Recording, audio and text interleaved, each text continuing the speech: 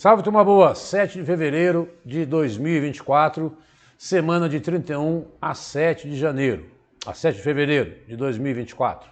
Vamos abordar os principais temas nacionais e internacionais e aqueles trâmites que sempre rolam no campo da política, no campo da dengue, que a gente já alertou, e aí vai total atenção, até a ministra esteve ontem gravando aí um pronunciamento. A coisa é grave e não é o pico. E hoje as manchetes eram, olha, não vou iludir ninguém que a vacina ela vai resolver. Não vai, porque não tem vacina para todo mundo. Então, a gente vai ter que esperar até o pico, que é abril, para a gente poder ter um levantamento dessa epidemia que já causou, que está causando aí, por exemplo, o Rio de Janeiro, emergência sanitária, várias cidades aí decretando emergência sanitária por conta da epidemia da dengue. Nós não podemos fechar nenhum número agora porque ele é muito precipitado, mas nós sabemos que estamos no meio do olho de um furacão, de uma doença que mata. Já houve uma morte no estado de São Paulo e estão investigando as mortes aí no Brasil todo. Assim que esse número tiver preciso, a gente traz aqui, tá? Então vamos lá dar sequência à nossa aula de atualidades.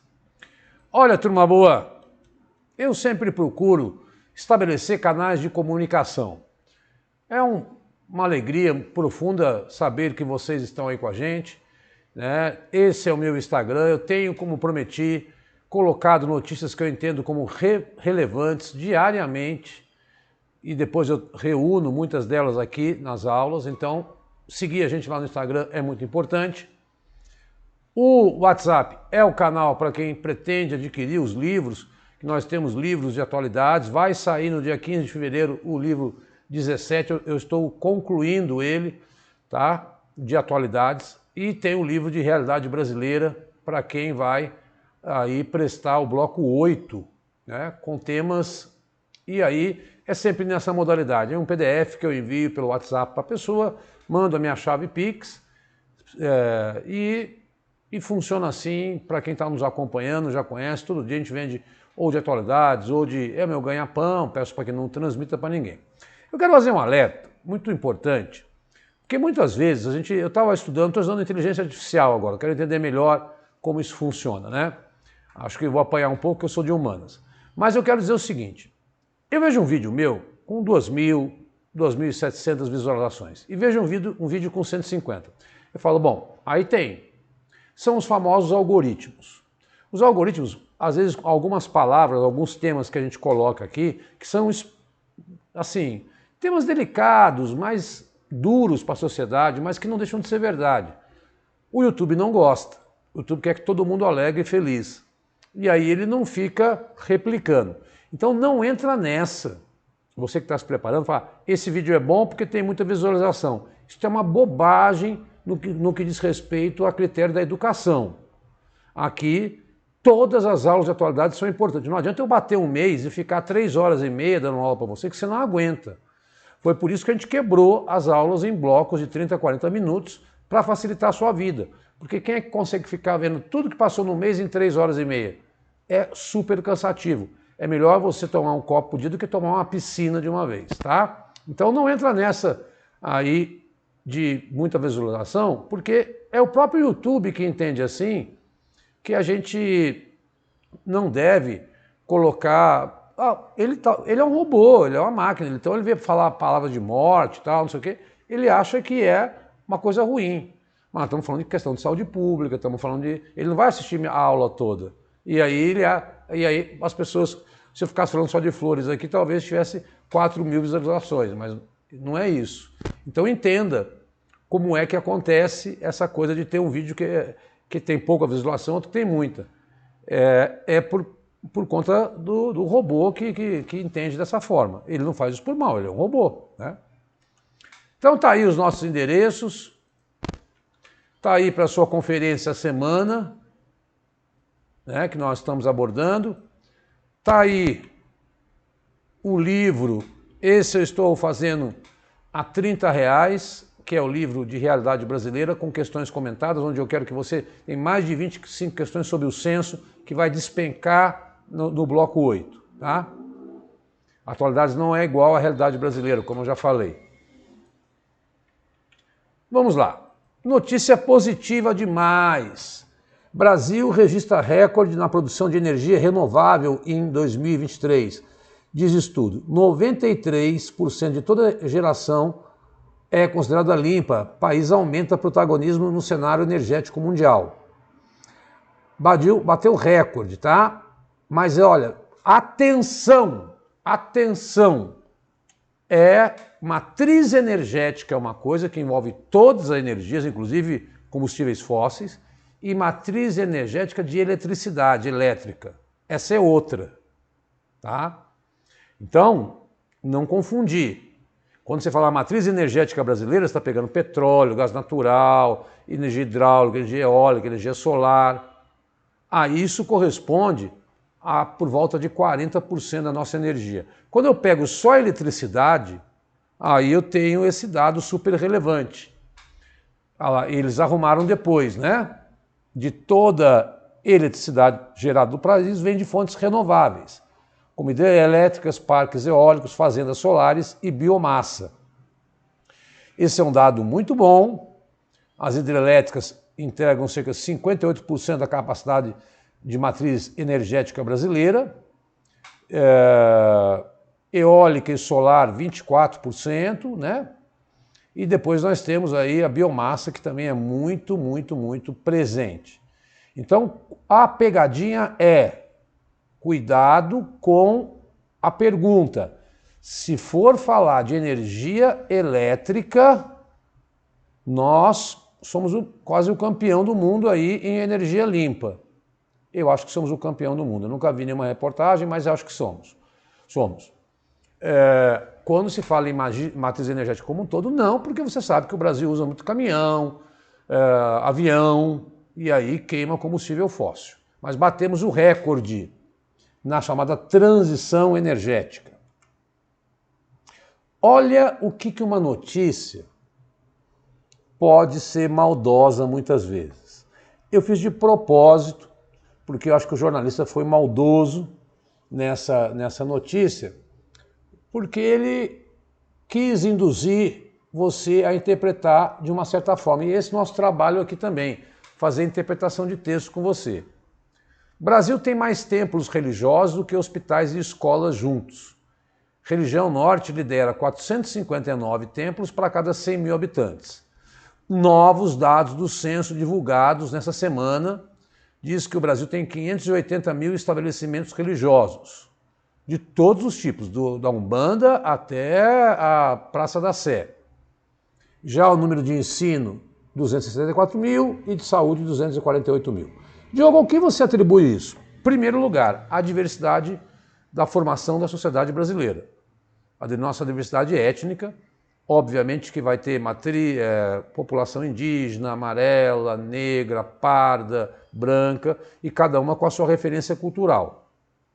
Isso não quer dizer, para mim, podia ter o triplo de templos religiosos se esses estabelecimentos de saúde e de educação fossem bons e funcionassem e atendessem a todos com dignidade. Não importa número, por isso que eu acho que é uma certa maldade nesta manchete. E a gente tem que aprender a ler e interpretar. Pouco importa um número nesse sentido. O que importa é a qualidade. Daí eu entender que isso saiu no G1. E aí eu até posso alegar, dadas as condições socioeconômicas do Brasil, do brasileiro, ele prefere mais rezar do que ir para a escola, né?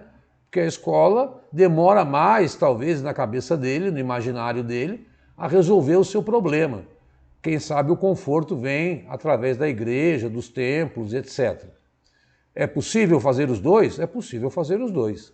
O que me interessa aqui é a qualidade do templo. Se o templo for honesto, não for explorador, não for charlatanismo, não há problema. Se a escola for boa, não for de péssima qualidade, sem professor, aí há problema. se o hospital não atende as pessoas, aí é problema. A quantidade não nos interessa. E é por isso que eu chamo a atenção de como você deve se preparar para a leitura depois detalhada desse... E aí fala, olha, região norte que contém mais estabelecimentos em relação à população, já o sul tem menos estabelecimentos para cada 100 mil habitantes. Isso não quer dizer nada, não quer dizer que o norte é mais ou menos desenvolvido, é óbvio que a escolaridade do sul é maior que a do norte, mas isso não tem nada a ver com religião. Não vamos misturar as coisas. Muito bem. Outros dados do censo. A grande maioria dos endereços é formada por domicílios particulares, ou seja, casas e apartamentos. Em segundo lugar, estão estabelecimentos comerciais, com outras finalidades, como comércio, prédios culturais ou públicos. 90 milhões de casas ou apartamentos, você não vai decorar esse número, para ter uma ideia. Lojas, quase 12 milhões. Estabelecimentos agropecuários, desde pequeno ao grande porte, 4 milhões. Edificações em construção, 3 milhões e meio, também não diz se é prédio, se é casa, se é loja. Domicílios coletivos, né? Isso poderia ser maior, né? 104 mil. Segundo o IBGE, por que serve essa ferramenta? Para planejamento urbano e sempre a criação de política pública, inclusive para você mapear fenômenos ambientais, como enchente, deslamento, queimada e seca. Então, de acordo com a densidade demográfica, ver qual é o local que tem mais casa, mais gente morando. Isso tudo vai dar aos prefeitos, sobretudo, a capacidade de estabelecer políticas preventivas contra acidentes que estão e serão mais frequentes, já que o homem não muda, não parte radicalmente para a transição energética. Então, sempre que o censo vem trazendo dados de 2022, nós vamos aí atualizando. Censo também mostrou que 18 municípios têm mais domicílios do que habitantes. Ora, que diabo é isso? Como é que tem mais casa do que gente? Simples, a maioria é de cidades turísticas, onde a população aumenta no final de semana e durante as férias. Arroio do Sal tem cerca de 11 mil habitantes, 7.800 domicílios a mais do que residentes. Longe de ser uma cidade fantasma, ela aumenta nessa história de a pessoa ir passar o final de semana. Tá? Então, cuidado com essas pegadinhas aí. Assim como Ilha Comprida, Matinhos, Ilha Itamaracá, Mangaratiba, dá o outro nome aí. Bom, censo também revela lugares onde ninguém mora no Brasil. Então, percorreram todas as regiões, foram entrevistados 111 milhões de endereços, o Sudeste é a região mais povoada, naturalmente, que tem a maior população, áreas onde não há ocupação nenhuma, é no norte, no oeste de Roraima e grande parte do Amazonas. Então, óbvio, qual é a ideia dessa... Há lugares de preservação ambiental, mata densa, o curso do rio, né, onde ninguém vai morar. É natural. As pessoas até procuram migrar do campo para a cidade com qual a intenção? De buscar mais infraestrutura. Isso é um processo desde os anos 50 para cá, que revela que o Brasil tem 85% da sua população na cidade e 15% no campo. E aí, para evidenciar, porque uma imagem fala mais por 1000 palavras, né? Agora isso é o lema da inteligência artificial, olha aí o mapa, a parte vermelha é a parte onde não mora ninguém. Né? E aí pegou ali uma região da Mata Atlântica, no litoral, se não me falha a memória, do Espírito Santo, Rio de Janeiro, e aí fazendo esse contraponto, né? A área de preservação e aquela área superpovoada no litoral, porque você tem que preservar a Mata Atlântica do litoral. Mas veja você que a colonização nos impôs e agora o Centro-Oeste sofrendo muito, as manchas do Cerrado, você vê o Pantanal ali preservado, mas o Cerrado praticamente desaparecendo pela expansão do agronegócio. E aquilo que você vê, aquela faixa contínua branca na Amazônia, é o rio Amazonas. Então ali também ninguém vai morar Não, tem as palafitas, mas óbvio que é pouco habitável. Então,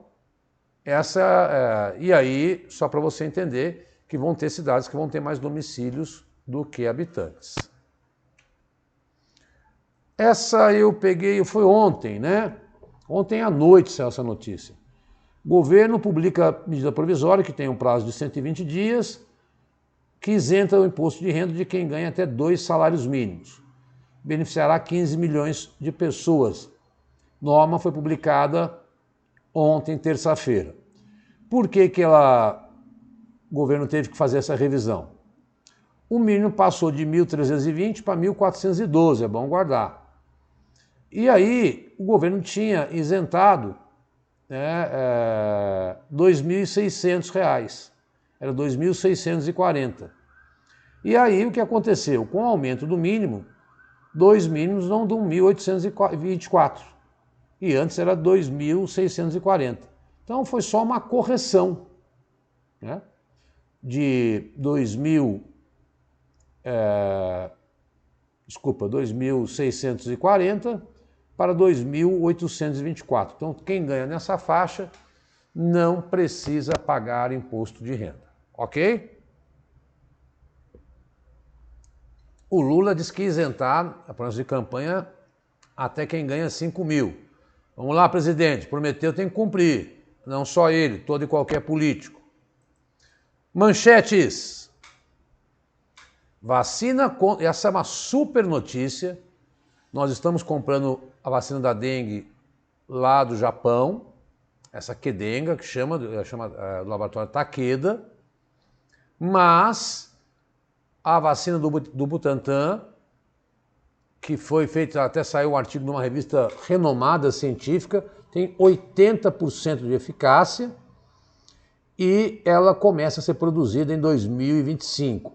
Portanto, passaremos um ano muito sofrido, principalmente para as pessoas. Olha, toma muito cuidado, porque o pessoal acha que pode tomar analgésico e não pode com a dengue. Não sou eu médico que vou ficar falando isso na minha aula, mas eu mesmo era ignorante, não sabia. A primeira coisa que você tem que fazer, se você vai se enchendo de água, porque é exatamente isso que a dengue faz. Ela desidrata as pessoas. Pela primeira vez, os Estados Unidos vão sancionar colonos que agredirem palestinos na Cisjordânia. Vamos lembrar que os palestinos vivem em 2 localidades ali no Oriente Médio, principalmente na faixa de Gaza, onde está havendo a guerra, e na Cisjordânia. Na Cisjordânia, que é o maior território, não é controlado pelo Hamas, é pelo Al-Fatah. Ocorre que, por serem palestinos, muitos judeus extremistas também estão atacando. E o governo americano vai sancionar. Como é que é essa sanção? Muitos desses judeus têm conta nos Estados Unidos, querem fazer negócio, querem viajar para lá. São essas sanções impostas a esses judeus que atacarem esses palestinos civis que moram na Cisjordânia, que não está em guerra com a faixa de Gaza. Há sempre um conflito constante com Israel, porque Israel vive construindo assentamentos na Cisjordânia e a comunidade internacional condena, e agora os americanos deram uma demonstração de, olha, vamos restringir a guerra à faixa de Gaza.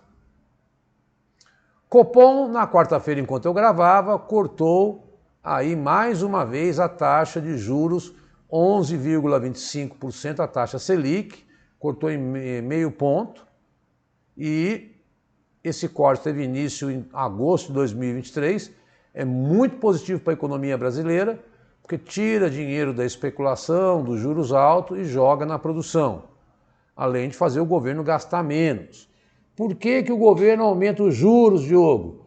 Ele é o remédio mais eficaz, apesar de trazer, é um remédio que deixa sequelas, trazer danos para a economia, porque as pessoas não investem. O STF entendeu, logo no primeiro dia que voltou aos trabalhos, que pessoas com mais de 70 anos podem escolher se querem, no momento de casamento, partilha de bens ou não. Antes havia o entendimento que as pessoas com mais de 70 anos, é o golpe do baú. Então, via lá um senhorzinho com 85 anos casando com uma menina de 22. Todo mundo desconfiava. Mas se ele quiser dividir os bens com ela, ele tem esse direito pela dignidade humana, a menos que ele seja interditado. Aí não. Então, quer dividir, divida, o dinheiro é seu, faça o que bem entender. Países que integram a União Europeia, ajuda militar à Ucrânia de 50 bilhões de euros. Sabe quanto é que dá em reais? 268 bilhões, não é tudo de uma vez. Né? Mas significa uma ajuda à Ucrânia que, olha, tenho escutado muita gente falar, e olha, não se iludam, a Ucrânia vai perder a guerra e tal. Numa hora como essa, eu vejo as dificuldades da Ucrânia claramente, que ela precisa dessa ajuda externa para enfrentar a Rússia, que é infinitamente mais poderosa militarmente. Todavia, me parece mais favorecer a indústria das armas do que qualquer outra coisa, né, pessoal? Sabendo se essa guerra já vai ter um desfecho, né? Bom, isso também não é nenhuma sentença de morte, que eu fico até assustado com isso, né? Ray Charles está com câncer, não é o câncer de próstata, que ele já foi detectado, e eles claramente disseram, olha, se ele tiver que se afastar para tratar do câncer, é um conselho de nobres que envolve seus filhos, seus irmãos e sua mulher que vai governar o Reino Unido aí. Vamos torcer para que não seja nada grave, aí para o rei, né, como a gente deseja para qualquer pessoa, não é porque é um rei que eu quero desejar melhor, mas é uma doença que levou minha mãe embora, eu sei muito bem o quanto ela é danosa, principalmente para os idosos. E o estrago que ela faz para a pessoa. Inacreditável que a ciência não tenha evoluído. Olha que coisa, notícia, a Coreia do Sul, outro dia eu falei, né, que proibiu consumir carne de cachorro, e agora, uma empresa sul-coreana, ninguém vai perguntar o nome dela, diz que vai pagar 75 mil dólares para empregados que tiverem filho. Então veja que não é só o Estado que está investindo neste grave problema demográfico que vivem os países como China, população decrescendo, Japão, Coreia do Sul e agora até mesmo a iniciativa privada. Tá? Então isso que eu chamo de movimento social. Não fica restrito ao Estado, que é um péssimo hábito do brasileiro. O Estado tem que fazer tudo. Não, é o empresário investindo para uma sociedade mais tranquila. Olha aí, até que enfim, hein? Meta vai identificar imagens criadas por inteligência artificial no Facebook, Instagram e Threads, né, que é o X deles. Então, se uma imagem foi publicada no Instagram, no Facebook, e eles têm, pela própria inteligência artificial deles, saber se essa imagem foi produzida por inteligência artificial, vai vir com um selo. Parabéns, hein? Então estão tentando melhorar isso aí, né? Porque é perigosíssimo o que pode acontecer a gente viu casos aí de alunos cometendo esse tipo de crime. Essa aqui é de doer. Por isso que às vezes o algoritmo ele joga a minha aula lá, esconde a minha aula no YouTube, né? Porque eu coloco essa notícia.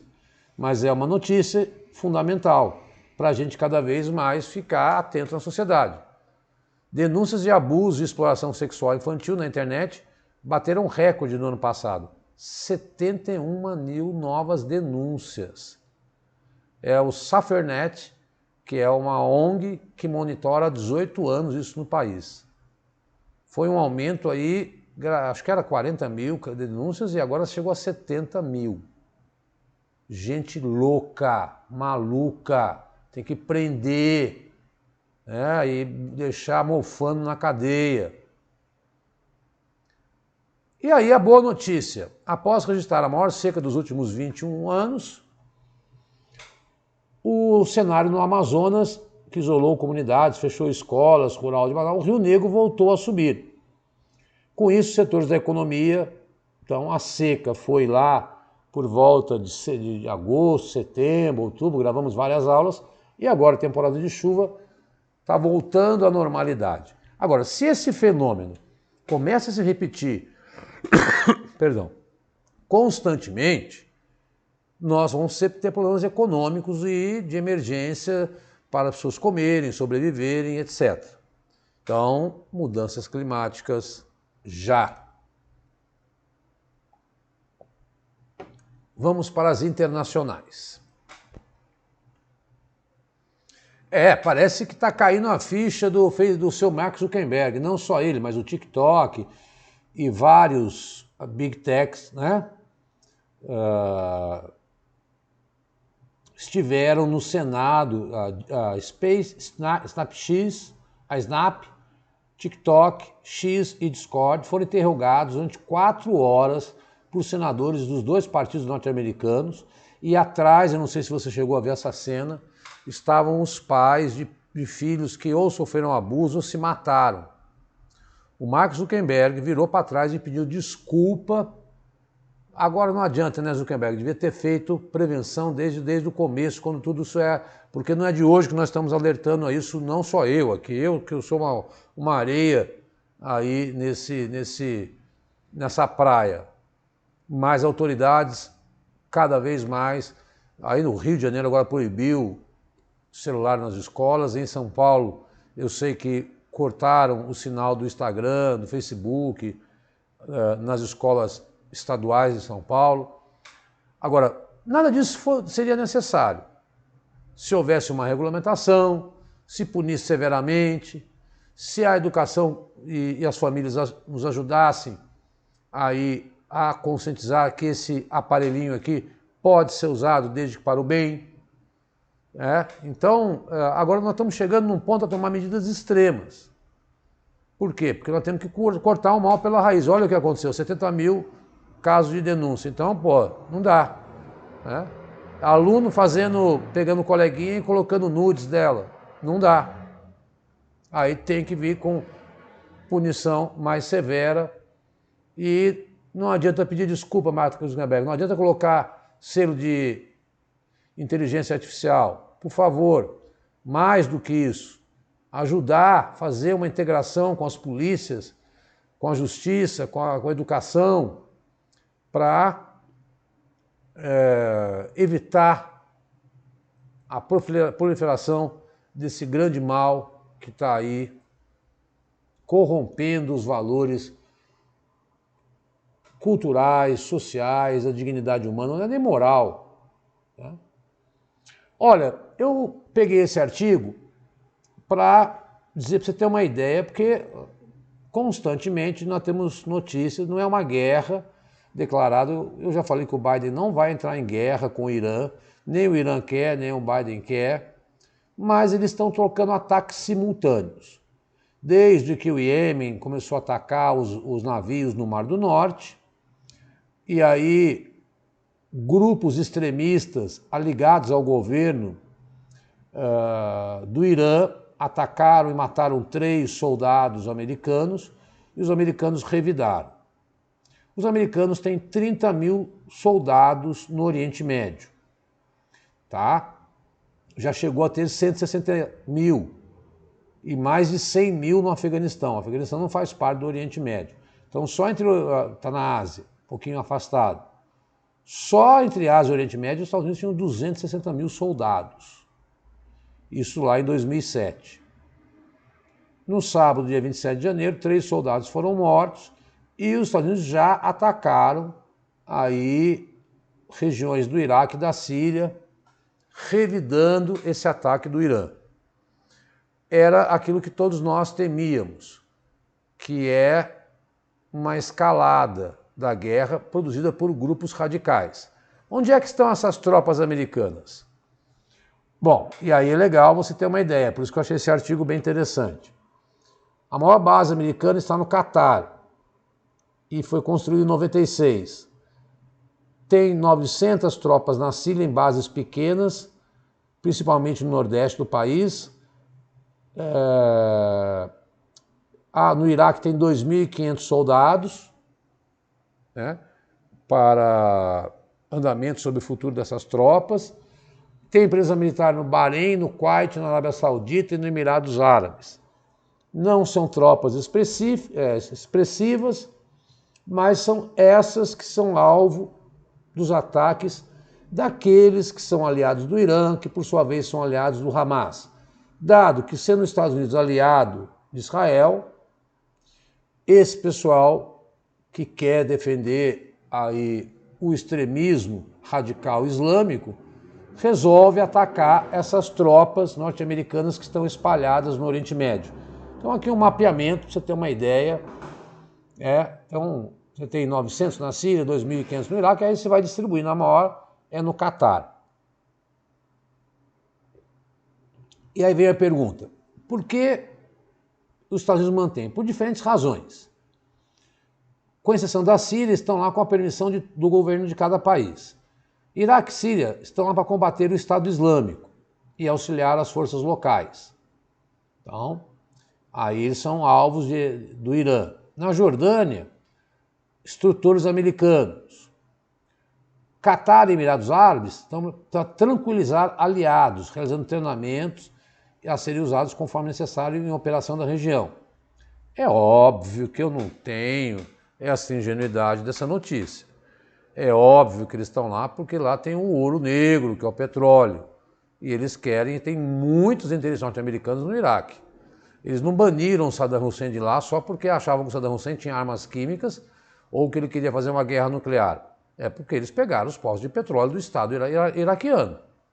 Então é preciso que tenha um aparato militar para, se eventualmente qualquer empresa dessa privada de petróleo americana sofrer um ataque, tem um respaldo do Estado americano. Ninguém é ingênuo, não. Não vem para cima de nós. E aquilo que eu acabei de dizer, o medo da escalada, defesa dos Estados Unidos, ataques no Iraque e na Síria, são o início da resposta. Aconteceu na sexta-feira, atacaram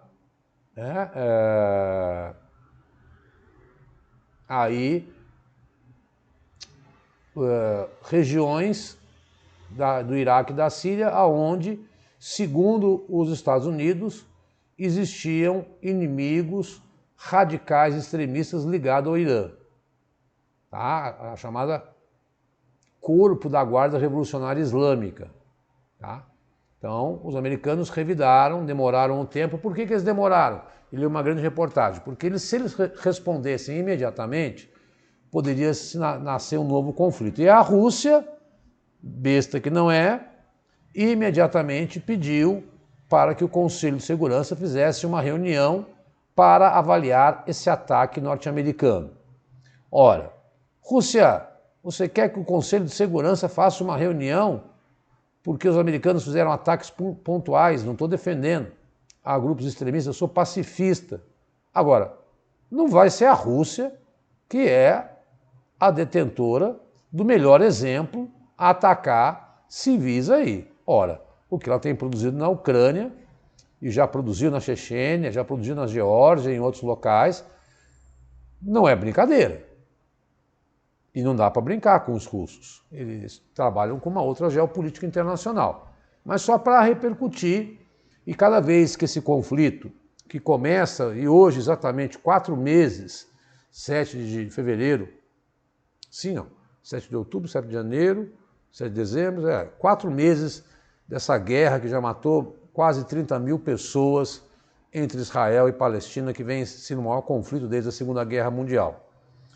E que está repercutindo com os Houthis atacando embarcações do Mar Vermelho, com o Irã atacando bases militares norte-americanas, enfim. E o Antony Blinken fazendo a 5ª viagem. Estão negociando uma paz com Israel. Enfim, a coisa não está tranquila no Oriente Médio. É isso que eu quero que você saiba. Não está tranquila. E é por isso que eu tento fazer esse diagnóstico geral com você. É ataque de um lado e revide do outro. Ataque de um lado, revide do outro. Esse é o revide norte-americano.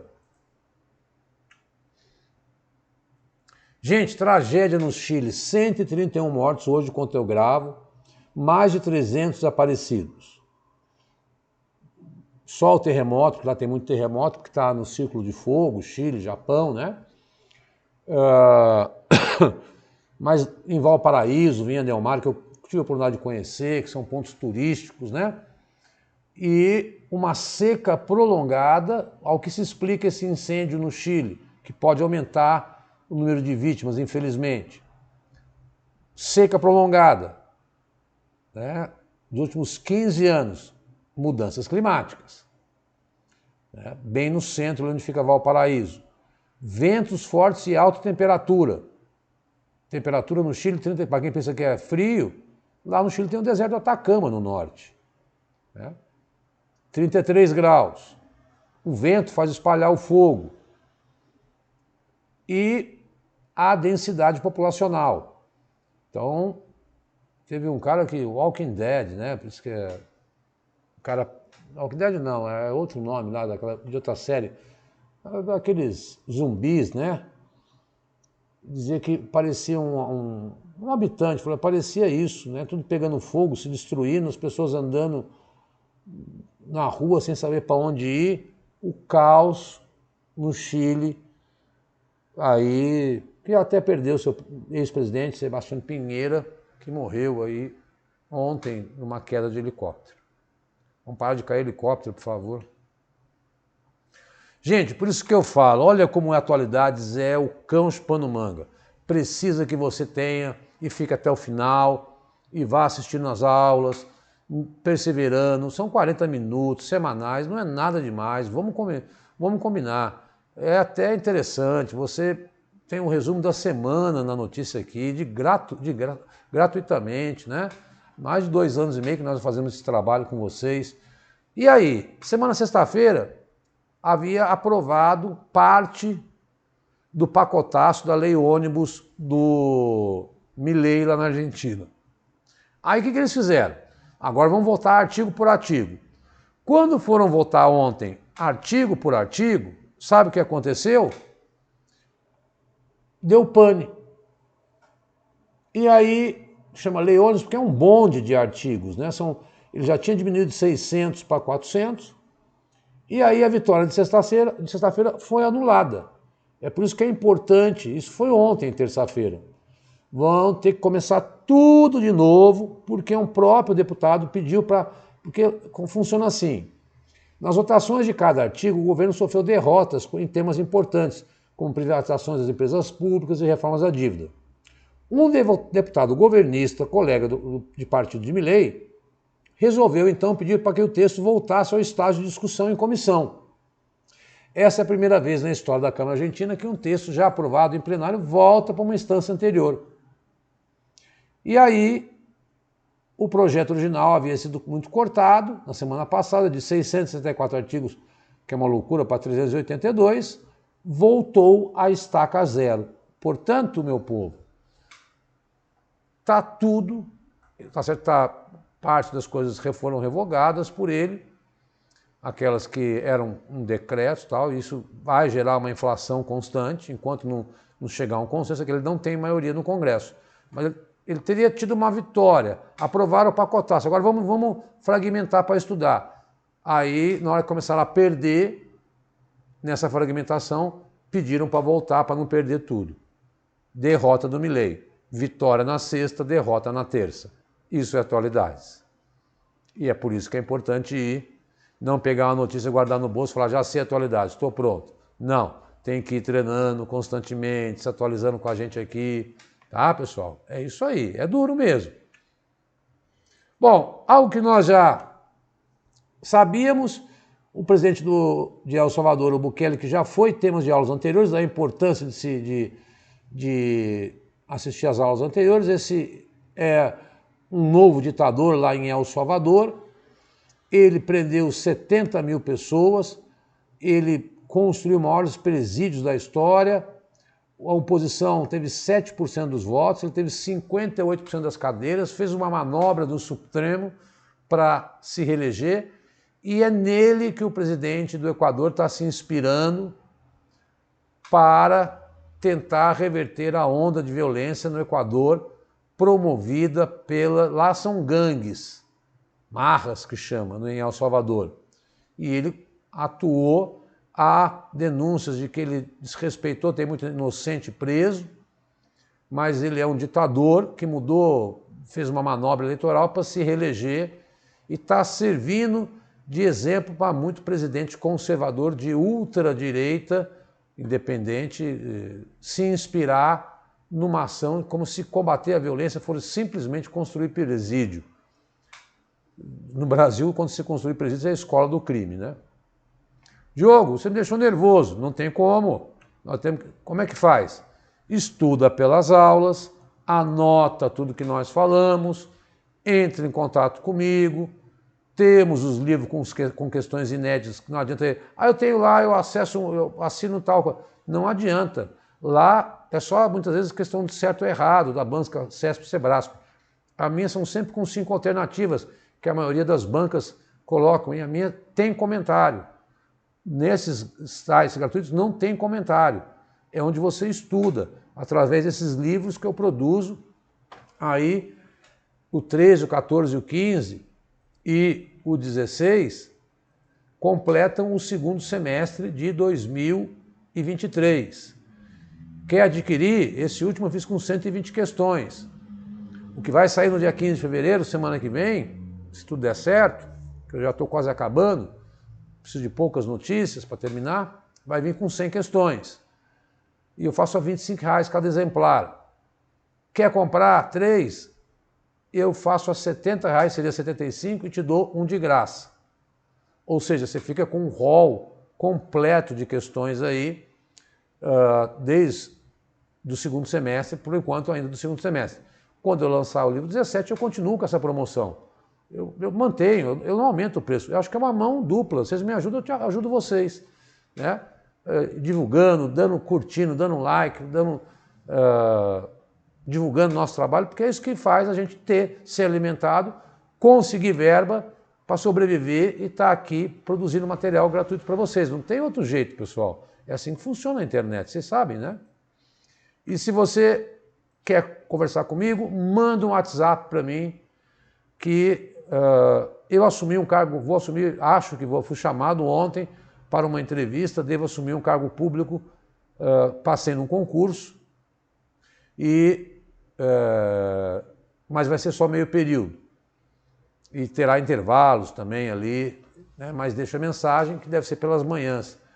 Né? Vou dar aula. Né? E graças a Deus, né? Vamos ver se vai dar certo. Rezem para mim aí, para que tudo dê certo. Se não tiver nenhum documento lá chato que emperre alguma coisa, né? Amanhã eu vou para a primeira entrevista. Então, quando você estiver assistindo, eu já passei da entrevista. Então, eu não gosto de contar nada antes da hora. Manda o WhatsApp que a gente conversa, tá? Sobre a promoção dos livros e também sobre o livro de realidade brasileira para o bloco 8 aí, ou outros concursos que tem realidade brasileira também. Ele não é exclusivo, não, porque é diferente atualidades de realidade brasileira. E aqui eu deixo, para quem não conhece, vai lá. Entra lá para você ver, só de ontem para hoje, quantos vídeos subiram gratuitos e ficam. Não é aquele vídeo, não é, o Vencendo o Concurso não faz isso, ele não põe o vídeo e tira. Ele deixa lá a aula gratuita para você. Acho muito legal isso do nosso coordenador Cristiano. O cara vai lá, faz a live, deixa a aula um pouquinho, depois tira. Só para pescar você, fica te enrolando, 3h30, batendo musiquinha.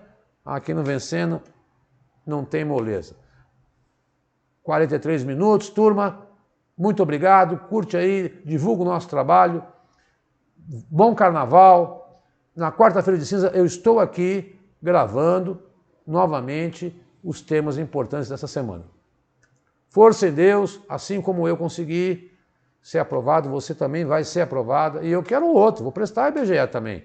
E a gente vai nessa, porque o IBGE paga mais. Paga mais não, depende do número de aulas que eu pegar, não sei ainda. Porque o professor ganha conforme o número de aulas, né? Mas se eu pegar poucas aulas, eu acabo ganhando menos. Eu vou prestar IBGE também. Opa, 6 mil? Tá doido? Tchau, turma, até quarta-feira de cinza, sem exagero no carnaval. Um forte abraço, bom carnaval, brinca na paz, não é não, respeitem as meninas, por favor, meninos. Tchau, tchau, turma.